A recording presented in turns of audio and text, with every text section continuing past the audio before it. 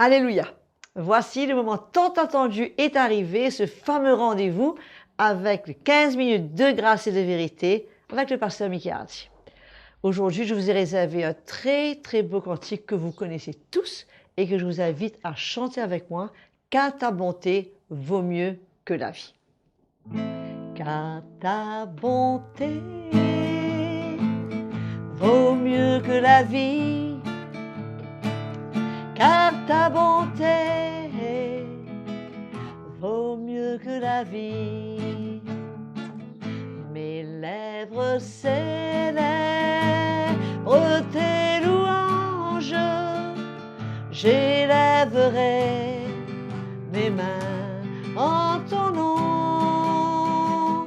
Mes lèvres célèbrent tes louanges, j'élèverai mes mains en ton nom.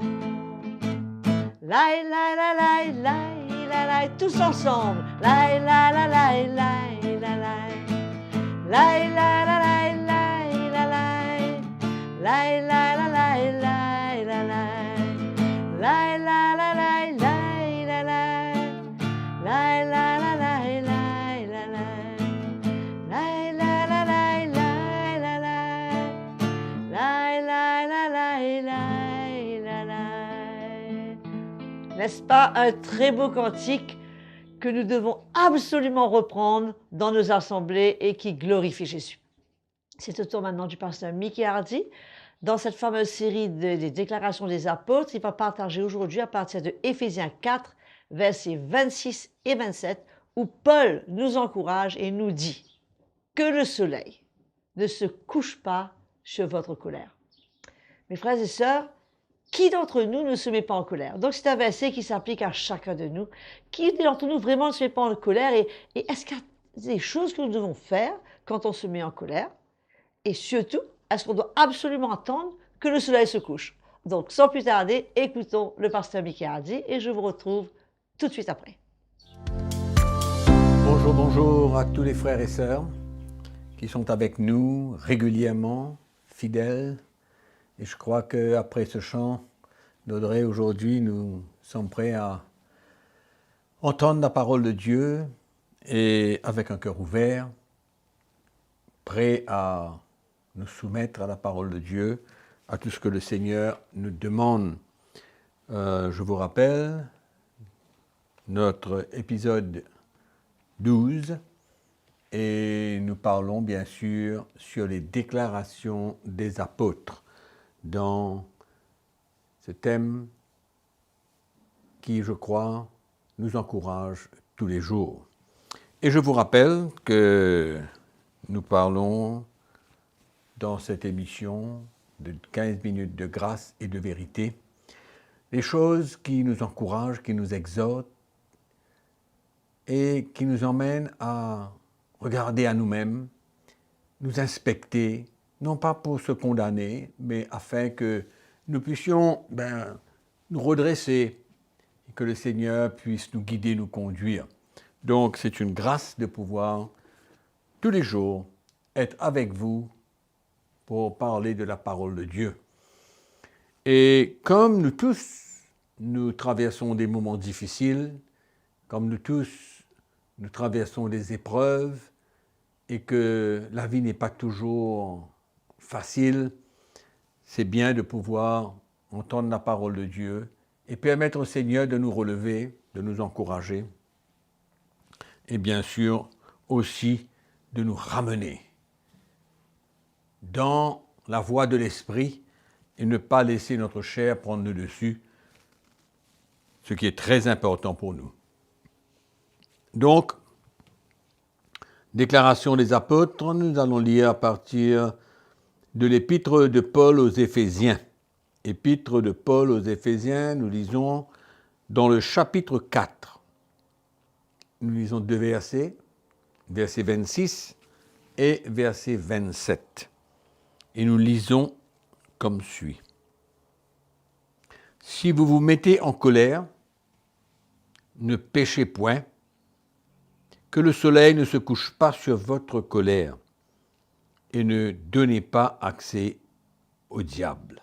Alléluia. Voilà une petite parole très simple, mais qui souvent nous entraîne dans un piège. L'apôtre Paul dit, « Si vous vous mettez en colère, ne péchez point. » Donc, ce n'est pas un vrai problème de soudainement, au travers d'une situation, de se mettre en colère. Ce n'est pas grave, c'est comme la tentation qui vient, et tant que nous ne nous soumettons pas à la tentation, ben nous continuons notre marche avec le Seigneur. Donc quand on se met en colère, ben on doit maintenant réagir dans l'esprit et de ne pas permettre à ce que cette colère dure. Parce que si cette colère va durer, nous allons endurcir notre cœur. Nous allons avoir des mauvais sentiments envers quelqu'un. Parce que si on se met en colère, on se met en colère par rapport à quelqu'un d'autre. Que ce soit qu'il nous ait dit des choses qui ne nous plaisent pas, ou pour une situation, ou pour quelque chose qu'on a demandé de faire à quelqu'un d'autre et qu'il ne le fait pas, il ne prend pas sa responsabilité. Donc, il y a certaines réactions que nous pouvons avoir et nous sommes un coup en colère, mais il ne faut pas persévérer et laisser la chair prendre le dessus. C'est pourquoi l'apôtre Paul dit, quand vous vous mettez en colère, si vous vous mettez en colère, ne péchez point. Donc, il se peut que nous arrivons à gérer cette colère et marcher par l'esprit et ne pas nous laisser dominer. Parce que la colère, c'est l'œuvre de la chair.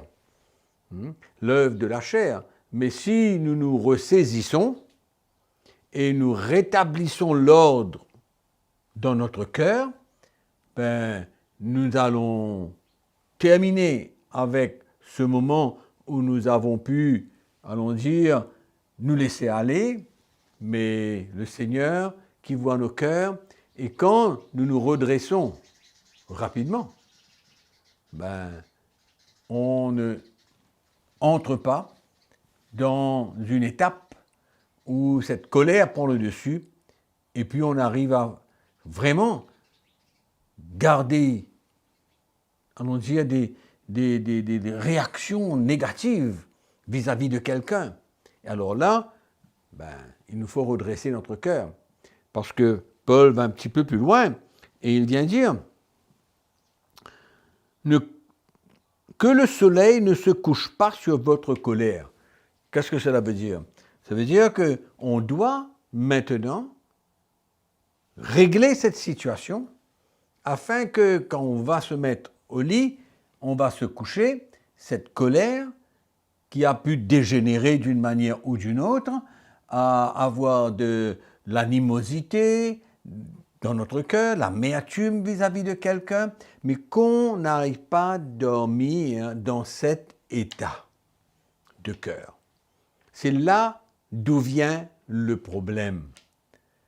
Il ne faut pas que quand le soleil se couche et qu'on aille au lit, cette colère qui s'est manifestée, qui s'est changée en amertume, en animosité, qu'importe quoi, ben, c'est là où Paul vient nous dire, n'allez pas dormir sans avoir mis votre cœur devant le Seigneur et permettre à l'Esprit du Seigneur de vous libérer de cette colère. C'est ça le point capital. On peut se mettre en colère, mais on se repent, on règle notre cœur, on marche désormais par l'Esprit, on prend cette situation dans l'Esprit et on ne garde pas quoi que ce soit de mauvais dans notre cœur vis-à-vis d'un frère, vis-à-vis d'une sœur, vis-à-vis de quelqu'un, vis-à-vis d'une situation, parce que cela va nous détruire nous-mêmes. C'est là le point. Qui va perdre? C'est nous-mêmes. C'est nous qui allons perdre, c'est nous qui allons sortir de là aigris ou amers, mais ce n'est pas le plan de Dieu pour nous. Et nous ne voudrons pas continuer dans cet état. C'est pourquoi il faut dresser, régler toute situation et aller dormir avec un cœur pur.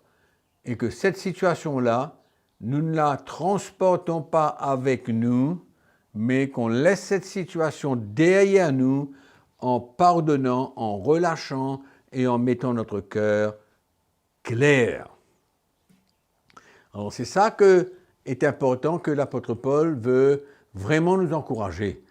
Et il termine dans le prochain verset et il dit « Et ne donnez pas accès au diable ». Voyez le danger d'aller se coucher avec toutes ces choses dans l'intérieur de nous parce que nous avons fait face à une situation et que nous nous sommes laissés aller dans la colère et que nous n'avons pas réglé cette situation et que notre cœur s'est gâté. Et à ce moment-là, quand notre cœur se gâte, nous avons un problème. Nous donnons accès au diable dans notre vie. Qui voudrait? Quel chrétien qui voulait donner accès au diable? Personne.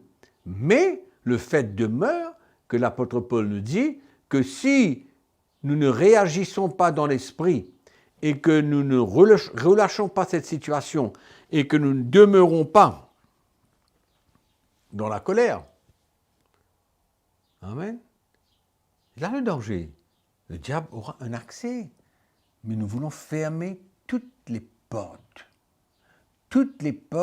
et que nous gardons un cœur pur. On peut se mettre en colère, mais on entre en nous-mêmes, on réagit positivement, c'est-à-dire dans l'esprit, et on relâche cette situation et on ne transporte pas aucune animosité, aucune amertume, on n'est pas aigri, aucun jugement, et on garde notre cœur pur. C'est ça qui va nous protéger contre les attaques de l'ennemi en même temps. Garde ton cœur plus que toute autre chose, que c'est là où découlent les sources de la vie. Donc fermez toute porte à l'ennemi. Fermons toute porte à l'ennemi et ne laissons pas la colère se dégénérer et nous transportons les effets de cette colère dans notre cœur. Voilà un encouragement pour nous parce qu'il se peut qu'on traverse des situations où on se met en colère un coup. C'est pas grave, c'est pas un problème. Mais si on ne règle pas cette situation et qu'on ne relâche pas cette situation, c'est là où nous allons garder notre cœur dans un mauvais état et c'est là où le péché vient. C'est pourquoi Paul dit que si vous vous mettez en colère, ne péchez point. Ne péchez point. Il ne faut pas aller jusqu'au point où on va pécher. Mais quand on rectifie, on restaure tout de suite. Amen. C'est là où on a besoin de prendre notre croix, nous humilier et pardonner et relâcher. C'est cette mort à nous-mêmes. Et à ce moment-là, on va aller dormir, notre cœur sera clair, on a fermé toutes les portes à l'ennemi, nous n'avons pas péché et on ne donne pas accès au diable. Voilà la victoire. Le chemin de la victoire, c'est de ne pas préserver, garder cette colère dans notre cœur pour que ça forme de l'animosité ou de l'amertume ou être aigri d'une manière ou d'une autre. Amen. Que le Seigneur vous encourage et vous bénisse. Peut-être que vous vous retrouvez dans une situation où la colère a pris le dessus et que vous n'êtes pas ressaisi, mais c'est le moment pour vous de vous ressaisir et de mettre cette situation devant le Seigneur et d'être libre. Amen. Que la grâce de Dieu soit avec vous et n'oubliez pas que nous vous aimons. Amen. Je suis certaine que chacun de nous avons eu pour notre compte aujourd'hui, puisque on se met tous en colère, et bien souvent, trop souvent, et c'est tellement difficile, enfin, c'est pas facile, de se redresser le cœur et de ne pas laisser notre cœur s'endurcir. Et cependant, c'est dangereux, comme nous avons pu entendre, parce que nous ne voulons pas que notre cœur s'endurcisse, et nous voulons surtout redresser les situations rapidement. Mais c'est pas toujours facile, encore une fois. une autre occasion de prendre notre croix. Merci d'avoir été avec nous. N'oubliez pas de souscrire à cette chaîne, à cette page YouTube, de liker. Si vous aimez Jésus, je suis sûre que vous voulez répandre son évangile. Donc, likez et partagez. C'est la moindre des choses que nous puissions faire pour répandre l'évangile. Écrivez-nous, partagez vos expériences, envoyez-nous vos questions. Vous avez toutes les informations sur votre écran. Et je vous dis à la prochaine session au rendez-vous avec le pasteur Mickey Hardy. Soyez là sans faute. Continuez à servir Jésus et à l'aimer de tout votre cœur. Alléluia!